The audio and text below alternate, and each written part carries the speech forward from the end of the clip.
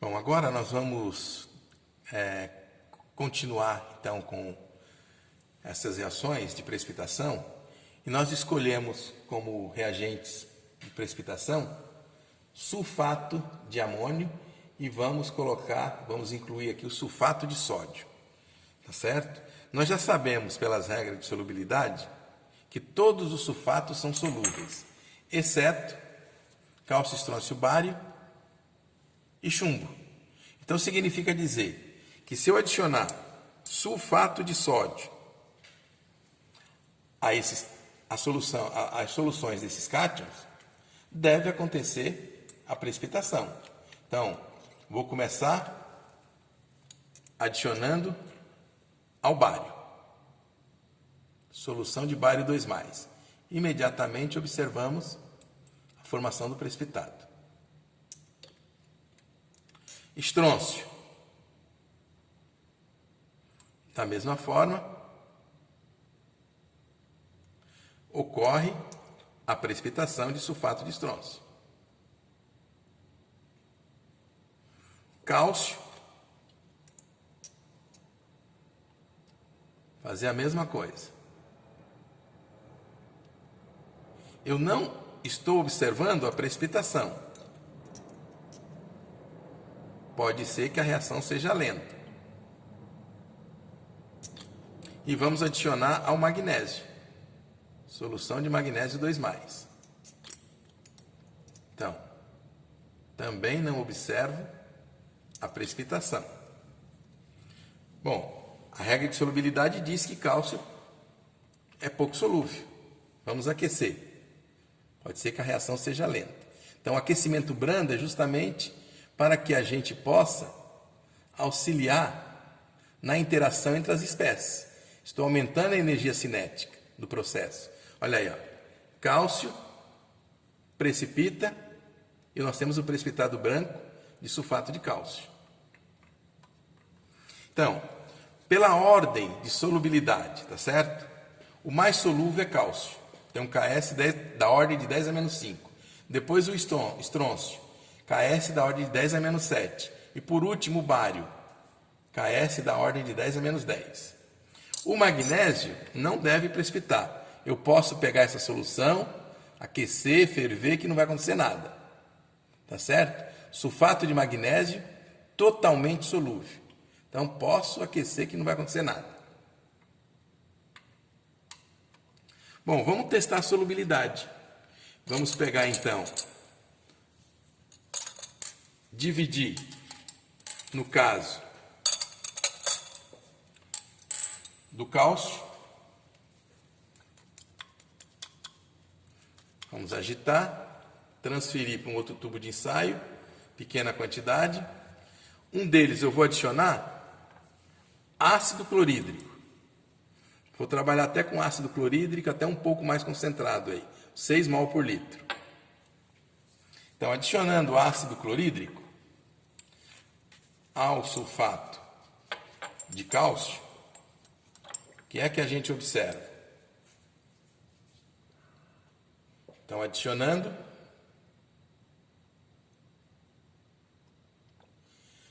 eu observo até uma dissolução. Então, se o sulfato de cálcio é um sulfato produzido no laboratório, recém-preparado, a gente até consegue fazer a dissolução em ácido. Se fosse um sulfato natural, dificilmente conseguiríamos fazer essa dissolução. E da mesma forma, vamos adicionar cloreto de amônio. Cloreto de amônio que a gente já vimos utilizando. Então, na presença de excesso de cloreto de amônio, o que acontece?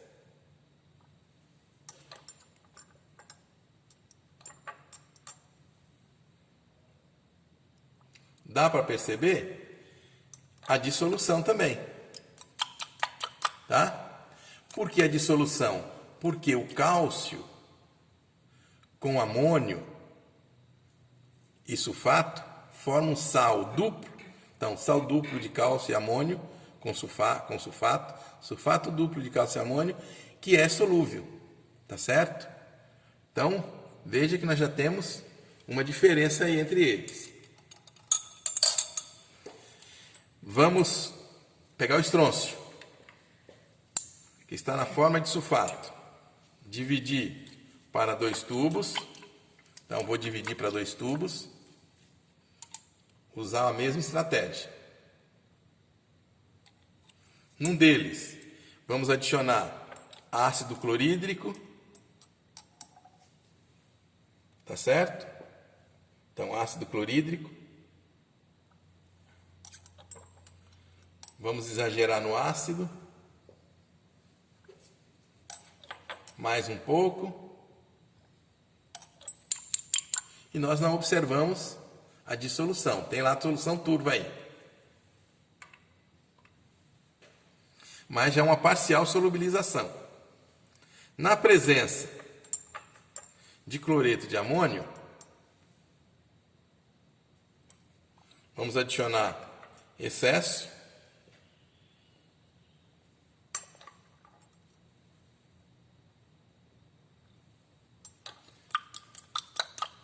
Nada de dissolver, permanece insolúvel.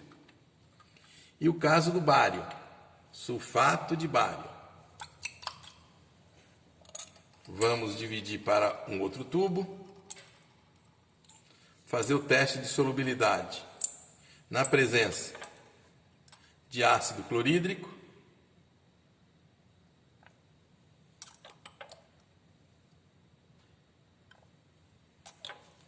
Nada de dissolver. Vou exagerar. Não dissolve.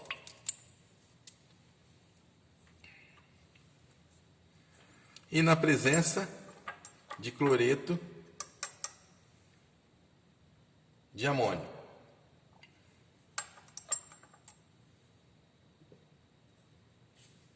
Também não dissolve.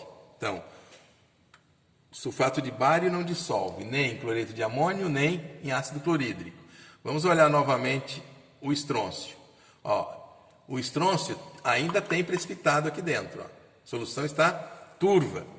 Ou seja, se nós compararmos com um tubo contendo água, para que facilite a observação, claramente a gente percebe que o tubo que contém o precipitado, que nós jogamos ácido clorídrico, está turva. E o outro que nós colocamos água, límpido e transparente.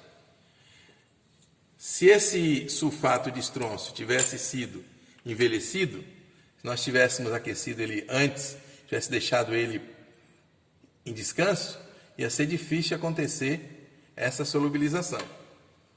Tá certo? Então, vou dar um aquecimento brando aqui para ver se a gente consegue enfatizar a manutenção do precipitado, mas nem há necessidade. Comparando com o tubo de ensaio contendo água, claramente a gente percebe que aqui está turvo e o outro não.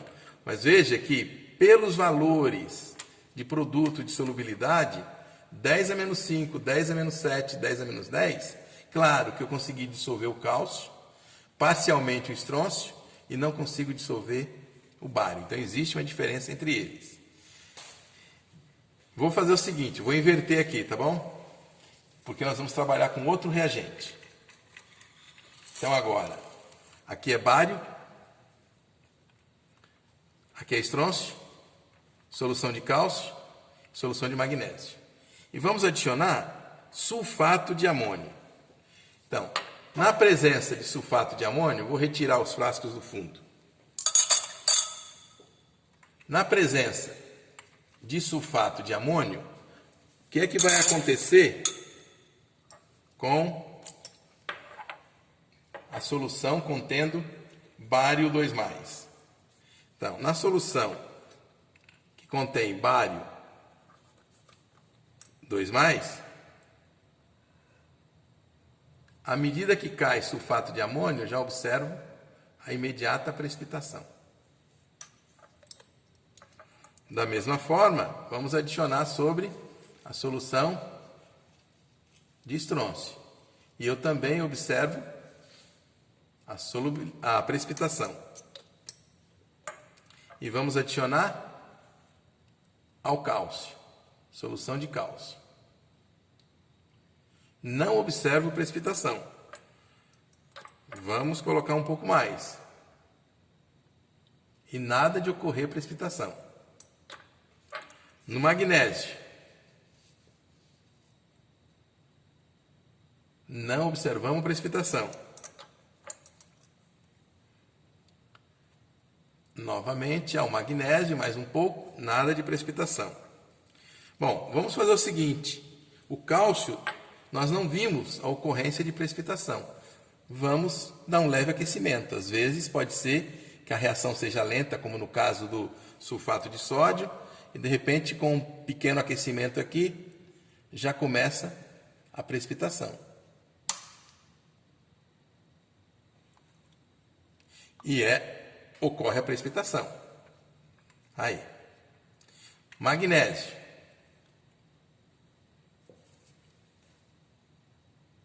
Magnésio também não vai ocorrer nada. Continua límpido, transparente, incolor.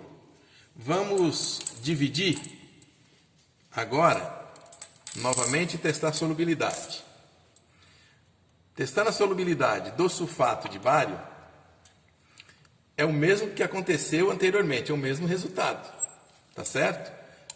Então, no resultado anterior, o que nós tínhamos visto? Sulfato de bário não dissolveu em HCl e não dissolveu em cloreto de amônio. Então, HCl, vamos exagerar na quantidade e continua o precipitado. Vamos adicionar cloreto de amônio. Então, na presença de cloreto de amônio, se não dissolveu com ácido clorídrico, também não vai dissolver com cloreto de amônio. Então, sulfato de bário totalmente insolúvel, ou muito pouco solúvel. Vamos pegar sulfato de estrôncio. Ele forma quase que um gel, difícil até tirar do tubo. Jogar um pouquinho de água para facilitar a transferência. Então agora, sulfato de estrôncio.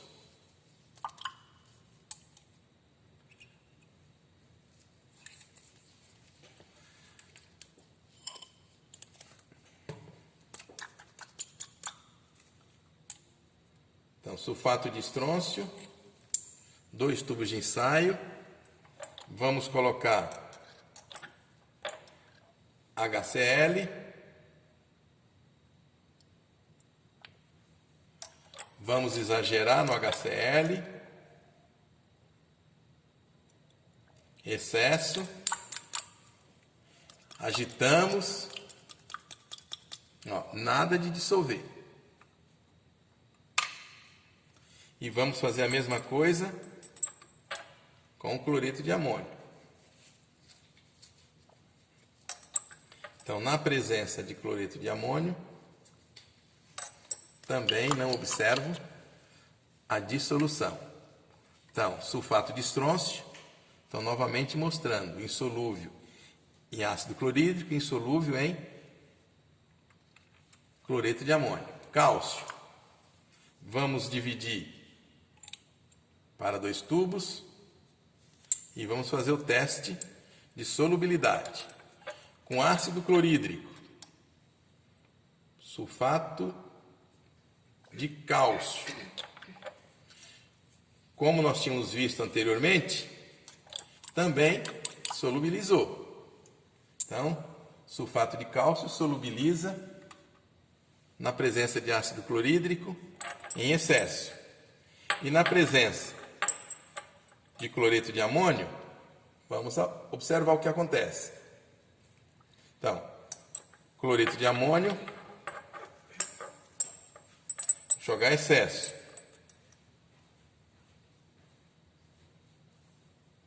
Então, no excesso,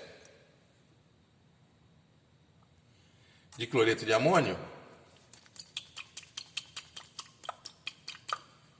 nós já começamos a observar a parcial solubilização.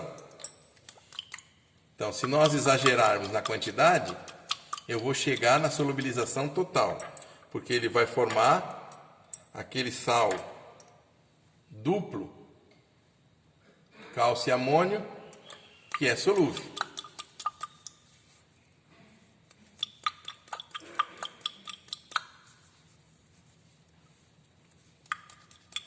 Então, observe que cada vez que eu estou adicionando cloreto de amônio, eu observo mais clara a solução. Então, diferença então entre eles. Sulfato de cálcio não se forma se eu tiver na presença de uma concentração alta em sal de amônio. A dissolução é total. Então, observe o seguinte, né? Já tem uma diferença entre eles novamente. Se eu estivesse trabalhando com sulfato, eu conseguiria precipitar o estrôncio e o bário como sulfato, jogava cloreto de amônio, tirava o cálcio. O grande problema é que depois eu fico com dois sais aqui insolúveis ou pouco solúvel, que eu não consigo separar um do outro. Tá? Então, essa não é a estratégia ainda para a separação. Nós vamos observar que a estratégia para a separação vai estar exatamente aqui, quando nós fizermos as reações com cromato e variarmos a concentração do cromato, diminuindo na presença de uma solução de cromato com ácido acético acetato. Então, podemos passar para o seguinte.